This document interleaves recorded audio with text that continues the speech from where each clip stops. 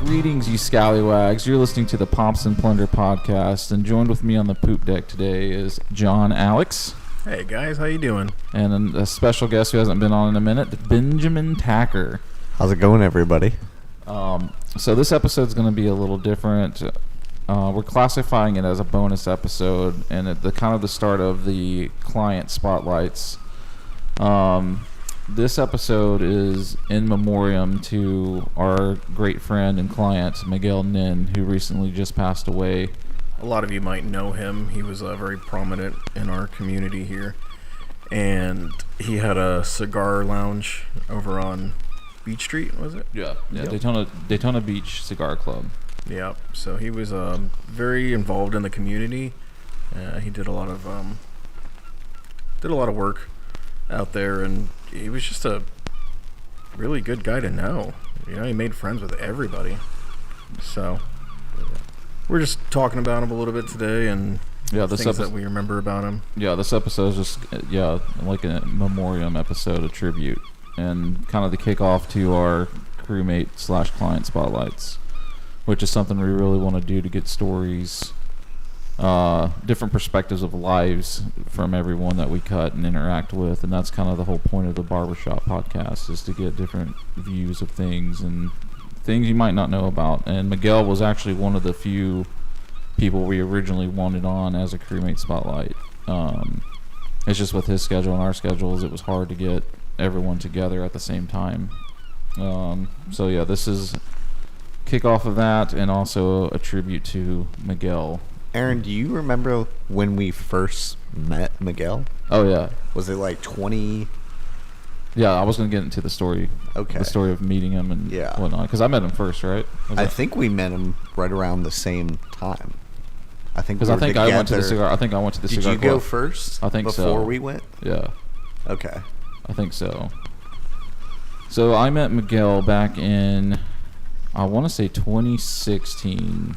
Oh wow, that long. Yeah. It was either 15 or 16. I think it was 2016 because I had just started barbering school. If I met him in 2015, it was like late. Okay. It was like late 2015. I had just started getting. It was actually Ben that got me into smoking pipes and cigars. I got drunk one night at a bar we went to a lot called Robbie O'Connell's. Thirsty Thursdays, baby. Thirsty Thursdays. And if you are local, you know that spot on Seabreeze. We don't really go out there much anymore just because Seabreeze has kind of gone downhill. But I got drunk one night because I don't typically drink and I don't typically get drunk, but there was a buddy of mine who was getting married, and he just started buying me shots, and so we were all playing cards, and Ben lit up a pipe inside, and I thought it was the best smelling thing ever. And you literally took one puff and were instantly addicted. Yeah. And it became just like, I'm about this. It's become a hobby of mine. And here we all are. Yeah, it's definitely a problem now. Not really. But yeah, so Ben got me into pipes, and I went from pipes to going to cigars. And my first cigar experience was going to a place. I just passed it, and it was ran Don Kiki's on A1A. I don't know if anyone. Mm-hmm. I've been once or twice. But ironic, like crazy enough, Miguel was already he worked there at some point or did something with them. There was a partnership, I believe, at one point. Yeah, I'm not sure the whole details. I don't know the whole story. Yeah, of that. And then I got a couple cigars there, tried them out for the first time, and then I think just randomly passing. Oh no, I know what it was. It was I started smoking cigars, and the algorithm meta monsters that listen to everything you do popped up a suggestion for Daytona Cigar Club. That's what it was. And now I remember. And so I was like, oh hell, this place looks really cool. And so I went in, and of course the first person you see there and meet is Miguel, and he's this big old teddy bear ready to go. Yeah, like he'll straight up snap your spine in half if you needed to, but he was the first person that greeted you, like told you everything about cigars, ran me around the room. And so for a while Miguel's, like, during barber school, Miguel's place, his lounge, was like my home, my second home. Pretty much when I was not working or at school, I was just at the cigar. I mean, I was at the cigar club more than I was home, and it was like a place where I did my homework, and I would just sit and chill because I had to like wait between, class and work, so I'd have time to kill. So me and Miguel got to know each other and a lot because I was there almost like 2 or 3 times a week, and I even took some naps there. So Miguel ended up becoming like a brother to me, and eventually we would partner up and like do a couple shows together. He allowed me to take his establishment when he had the big lounge, and I got to throw on a couple Metal Fest, which were really fun, and I enjoyed doing those. Long live Stogie Fest. Yeah, the Shook Screamin' Stogie Fest. Good time. Yeah, good times. We got 2 of them, and then the hurricane came through and messed all that up. I don't remember which hurricane it was, but he ended up getting flooded, and then a bunch of stuff started happening with the building, so he had to relocate. Yeah, he had to relocate down the street, which I think for him ended up being better. He ended up definitely was less space to worry with and less headache too, which I know he said it was better and it was better for business, but I really, really enjoyed. I did miss going in there. his lounge. The lounge. It was so massive, and he had what was it? The jazz band. Was thousands of cigars on the wall. Yeah, it was just he had the alcohol, the bar. You could walk around. It was such a good spot. And then live music, and there was even that one time, Ben. Do you remember when it was me, you, and John Pesamenti? And he had he had some kind of streaming thing or whatever in the big projector, and we watched Vikings. Yeah, we just I want to say it was Vikings. Yeah, we watched almost like on the big screen. Almost the whole first season of Vikings. He just threw us the clicker and was like, "Do what you want." Yeah, and smiled really big at us. It was great. Yeah, and he was also very supportive of me and my barbering career and stuff. And so when I was in school, he would always tell me, like, once I get my barber's license, he's going to start coming to see me, and he did. And it was graduated in 2016 in December, and then I was, cutting out of a chair about February of 2017, and from the get-go, I always cut his hair. I mean, occasionally he would have to go to someone else because I ended up getting booked up all the time, and he was always the one that would call me the day of trying to get in. Oh, yeah, of course. I'd be cutting someone's hair and hear my phone ring, cutting someone's hair and hear my phone ring, and it'd be Miguel, and I'd be like, "Hey man, I'm with the client."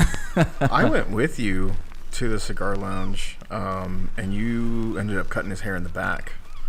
Actually, yeah, you that cut him and his son. That was a thing. Yeah, that was true. For a while, he had a lot going on, so I would actually, after hours or days off, I would go up to. Were you with me that day? It was like he ended up giving me like 3 or 4 different people to cut. Were you there? No, it was just you and him and his son. Okay. But there was one day where I was cutting, because it became kind of a consistent thing where I would go to the lounge and I'd just be cutting hair on this drum throne in the back, and then people smoking cigars and stuff would see me and be like, "Hey, would you mind?" So it was like a good way. It was a good way to kind of make some passive cash. Yeah, that was probably like the first or second time that I'd ever been in there. I'll add something real quick. You guys may not remember, but you guys actually met at Stogie Fest. John, you showed up because I invited you. You invited me. And we smoked a couple cigars, and you guys met briefly. I met John first at your birthday. Was that That was after. Was it after? That was No, after Stogie Stogie Fest. No, that was definitely after Stogie Fest. Oh, yeah. That was because the first Stogie Fest was January and the second one was August. Okay, that's right, because Ben's I vaguely remember you because we were drinking that day. That's right. But okay, because I was like, because it was like, I was essentially like the promoter of the show. I was running around everywhere, so I didn't get time to like sit and talk with you. You guys like met real briefly. Yeah. Aaron was pretty busy, but John and I hung out. Damn, he had those big ass jugs. What were we drinking? Oh, it was the Mississippi Mud. Yeah, those were great. Yeah, those were sick. For the price, I just get one of those, and it was definitely a couple beers in. Pretty, that was a pretty good lit time. that day. smoked 3 or 4 cigars. So, but the next day I'm just like coughing up. Yeah. But it was a good time. Yeah, a lot of good memories with Miguel. Oh yeah. Even right before he passed, I cut his hair, and he It was seemed like the week before, wasn't it? It was like the week before he had the thing happen to him. It was. He just seemed chipper. I mean, he would always kind of come in talking about being stressed and whatnot, but like, I don't know, he just always lit up the room, and it was like his family became part of my family, and Jen Marie, Jason, all of them. Jennifer's total sweetheart. I mean, there wasn't really a bad time like in there. Like Miguel was just always very engaged in what was going on, engaged in his customers. Yeah. Always just delightful conversations. And I'll never forget every time he finished a sentence or something, he'd say, "You understand?" And I kind of like, if I get a memorial tattoo of him, I want the quote, "You understand?" just his glare. I might just get a stogie and put underneath "You understand," and it'd just be like a call to Miguel. I'm get a kick out of that. But yeah, Miguel was with me from barbering school all the way to the location I was working at before here, and then all the way to here, and then you got to know him pretty well. Yeah, so it all started when I went with you, and you had cut his hair that day, and we were talking about cigars, and I wasn't really into it then. I think I had just gotten into pipe smoking relatively recently, so I was in that. But he let me smoke we'll say something similar to a Cuban for legal reasons, and I really, really enjoyed that. So that's kind of what kicked it off. Well, with Cubans, you can bring Cubans back from Cuba. It's not illegal. You can't. They can't sell Cubans. You can't bring a certain amount. You can't back. sell Cubans in You just can't America. distribute Yeah, but them. you can bring about. I think you can bring about $800 worth of Cubans back. So I think he went there and got them or something like that. Like, it wasn't like an illegal. It's not illegal to have Cubans. It's just illegal to sell Cubans. I mean, he probably shouldn't have had them into the shop, though. Oh, I mean, if he was selling them at the shop, then yeah, definitely not. I don't think he was selling them, but... Oh, then yeah, it's fine. Okay. Yeah. It was a Cuban. And I really liked it. I thought it was nice and mild, smooth, and I enjoyed it a lot. So when I finally got around to going in and buying cigars, I was, asking him, what's the closest thing I could possibly get to that? Because I know I can't buy Cubans. And he introduced me to the ones I smoke exclusively now from his shop. Mm-hmm. And I cannot remember the name. Damn. And that's still kind of heartbreaking too, because once those cigars are gone that he rolled, that's it. Yeah. Unless he's just got like a stash somewhere that... I hope so. Has an apocalyptic stash. Yeah. I mean, if anyone has a apocalyptic cigar stash, it would be Miguel. Yeah. I mean, they're still running the shop. Or the Kennedys. Or the True that. Yeah. Yeah, he got me on them, man. I really can't smoke any other cigar. They don't taste as good to me. Yeah. He really knew what he was doing. I will say Miguel is the only person in the cigar industry I've met that you could say, hey, this is what I smoke, and he would give you something extremely similar. I mean, he really knew the industry. He really knew cigars, and you could just give him a flavor profile, and he'd be like, here you go. Yeah. I've never seen him met, do it, not even on a flavor profile. I've never met a single person that could do that. Ever in the cigar I've seen industry, people like he walk did. into his shop, and he would gather their characteristics and how they portray themselves, and then recommend a cigar, and then they end up liking it. Who the fuck else can do that? Yeah. It was incredible. The amount of knowledge he had pertaining to cigars. Yeah. And pertaining to what he thought your palate would like if you were completely brand new to it. Yeah. And perfectly match it up on the first try. Mm-hmm. That's amazing. Yeah. He definitely knew what the fuck he was doing. Yeah, like that is knowing your product. Mm-hmm. No, he knew exactly what I loved, and every time he got something new in, he like, I think this is going to be something. Oh yeah. Like it was. Aaron and I were his guinea pigs for sure. Yeah. It was great. And you worked there for like a weekend. I did work for like a weekend. So, long story short, You got fired. I was at a rental, and I worked 2 days with Miguel, and like the second day he's like, I'm going to pull you aside and just say, I'm not firing you because I love you. You're a great human being, but you have no idea what the fuck you're doing with retail. And that was the end of that.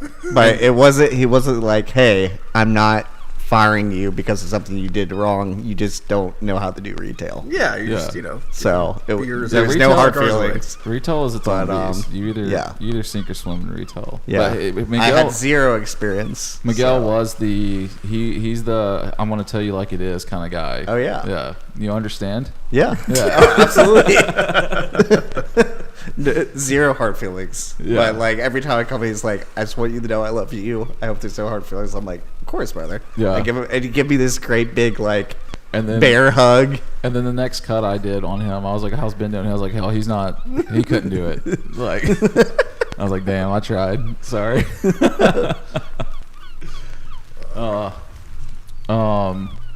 Also in the description of this this episode, we're gonna have their GoFundMe for the medical bills and whatever costs they may need for that. So we'll add that, and if you feel up to donating or helping out in any way, please do so. Yeah, it was very sudden. What happened to him? Yeah, Nobody was expecting it. It still doesn't feel real Oh, to yeah. me, because we were talking about an episode with him, a tobacco cigar episode, Yeah. and he was stoked about it. And I'm sad that like the first episode with him is a Memoriam kind of thing. Definitely hurts. Jen, Justine, Jen Marie, and Jason, if you guys hear this, we love you guys. We're here for you if you need anything. Absolutely. We're going to try to send people with the GoFundMe and stuff like that. But we love you guys, and we're thinking about you. If you guys are even in the slightest into tobacco, please give them a shot. Yeah, Daytona Beach Yeah. Cigar Club. Yeah, just go in. Or get just yourself walk a in and say cigar, hey. Or just go in, say hello. They're just genuinely nice people. Yeah. And if Brad's still working there, Brad's very knowledgeable too, and he'll definitely talk to you all day about certain things. The redheaded giant. Yeah, the redheaded redheaded giant. giant. And we love Brad too, and he's a good dude. Thanks for the hats, Brad. Yeah, thank you for the hats, Brad. You're a good man, Brad. But yeah, Miguel, we miss you, brother. I still haven't been able to fully cancel all your appointments that you booked in the future. I do it when it comes up on the day, but it breaks my heart because you should be sitting in my chair laughing and smoking a cigar with me. I mean, that's pretty much all I got. Love you, Miguel. Hope you're up there smoking the endless stogie with Jesus and God and all that. Jennifer, if you hear this, we love you. The kids, we love you. And yes, please donate to the GoFundMe. Please go in, and if you're in the area, and buy some cigars. They could really use any help at all right now. So, yeah. I agree. Thanks for listening, everybody. We love you. Yeah, thanks for tuning in, everyone, and we'll see you next time.